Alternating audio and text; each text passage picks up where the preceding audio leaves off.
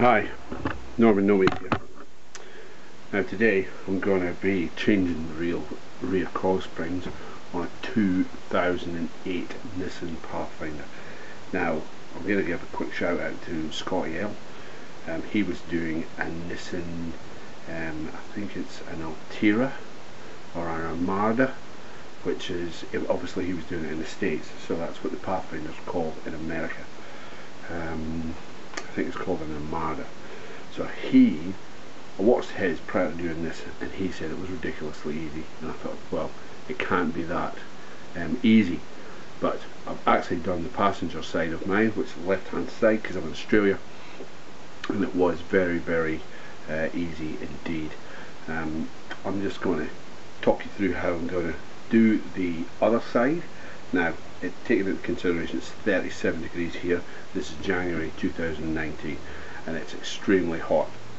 So I'm going to make a start. I've got the car jacked up, and I've got the wheel off, and I've got the jack under the rear control arm. So I'll just take it in. Now, here we are at the car. This is what you've got to remove. This pin here. So this side, 18mm. The other side is 22mm. So you've got to hold the nut in the back there. So this is the control arm, and this is the spring that I'm taking out. So this is the spring I'm taking out. Now Scotty L, he took this bolt out, and this just dropped straight down, and all he did was push it. And I've done the other side, and that is exactly what he did, and that is exactly what I did. So very, very easy. Bit of mucking about trying to get it back in, but we'll get to that, because this I've only got one jack, so I had to move the jacks around, so that's what took the time. But this has just got to take the tension to let you slip this bolt out here. Now obviously the other suspension is connected, so that's going to take some, but obviously it's going to give a bit, so you know, you're going to have to like play around either up or down to just slide this bolt straight out, but quite easy. So let's go and do that. Now I've had lunch, so what I did before lunch was I WD-40 sprayed all of this to try and clean it up. Now before I take it out, you'll just see down here I've got some paint pen and just marked and aligned. Now just in there is an arrow marker. So that arrow marker lines up with the arrow marker that's actually in the control arm on the bottom. So obviously you can't see it just now, and you can't see it once you start putting stuff in. So I've done the same, and you might not see it, up the top here. So I've got paint pen there, hopefully you can see that, and there's an arrow at the far side the same as that, because obviously the arrows line up this way, that way. So I've paint penned that and marked the metal, just so it's easy to line up once you start putting the rubbers back in. Now I'm going to set up this tripod here, and I'll show you how easy this is to come out. So now it's not being supported underneath from the jack anymore, that's why it's leaning the way it is. So pretty much if you put some tension on there, do you see what's happening at the top? Are you seeing that? Maybe not. Hold on. It's almost ready to pop out of there. There. That took no exertion at all. None whatsoever. So because it's all lined up, so since I've got this all marked, and I'll show you where the other marker is, you can pretty much lift it out. Just lift it straight out. Okay, so I'm going to take this over across to my bench now, my outdoor bench that I've got, cleaning the wheel,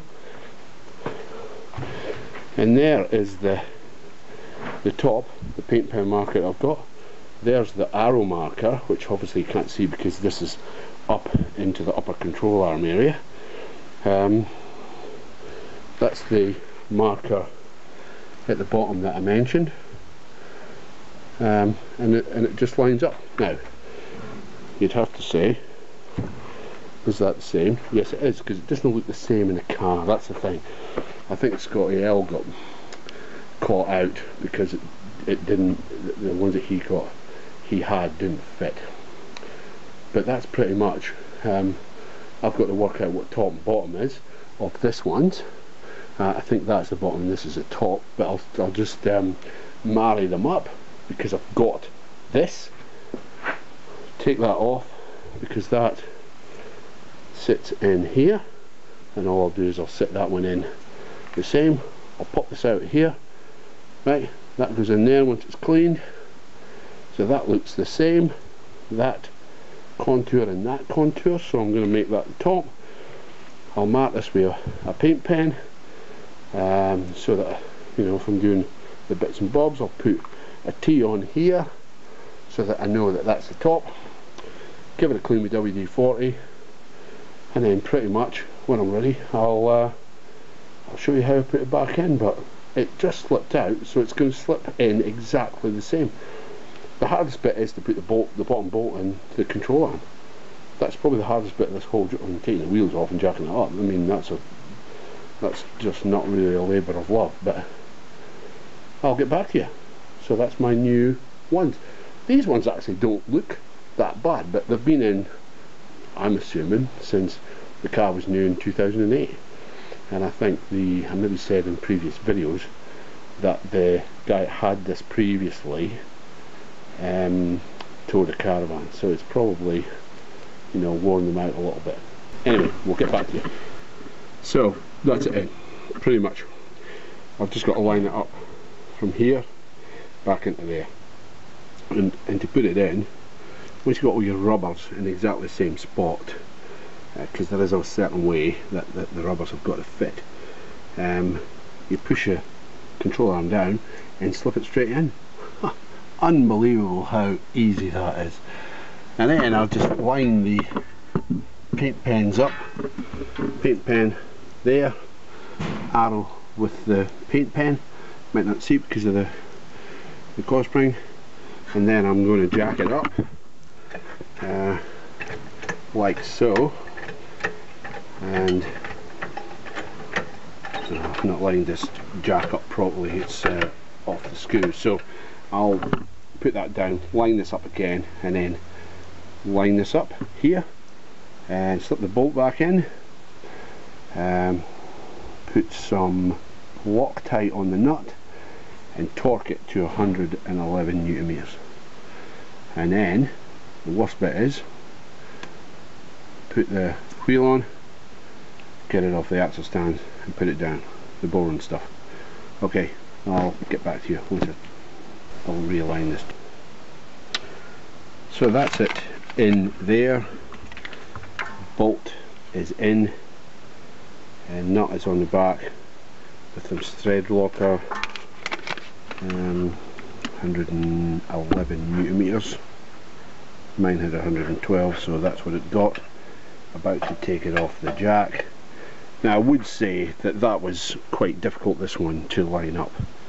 The other one at the other side was quite easy, so you just pretty much take it off and everything will just settle down just like that.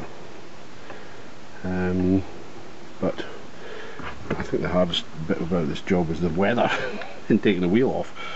It's 35 degrees now, so I'm going to throw this wheel on. I should really take it for a test drive and like settle it in, go a few bumps to settle it in, but I'm not. So I'll put the date on here just so that I know. I'm going to take a note of the mileage of when I put it in. Put the shock absorbers on previously. I'm just going to check the torque settings of this down bottom nut just to double check that that's okay as well. Since I'm in here anyway, just give it a general clean. I've cleaned the brake calipers because I've done a video on that, but that was unbelievably easy. Let's say I had a quick look at Scotty L's. His one is a 2012 Nissan Armada rear coil spring replacement, and he's got in brackets easy. So that was, and I can certainly vouch, that was very, very easy. Like I said, hardest job, taking off the wheel, jacking the car up, etc. But oh my god, just take this bolt out, push on the bottom control arm, and the whole thing pops out. Unbelievably easy. Like I say, I've got some you know, coil spring things to grip them together, and I didn't even need them. I might need them for the front. Like I say, this, as I've mentioned before, this guy had a caravan previous to me, but that's why these were the short. So I'll give everything in here clean, just double check the torque specs on the bottom and the top of this, just because I'm in here. Throw the wheel on, take it off the jacks, make sure that these are the correct spec. The nuts, they're 133 newton-meters. So I'll just sign off, because those are, that was very, very easy indeed, and thanks to Coil, and I hope this helps other people. Like and subscribe.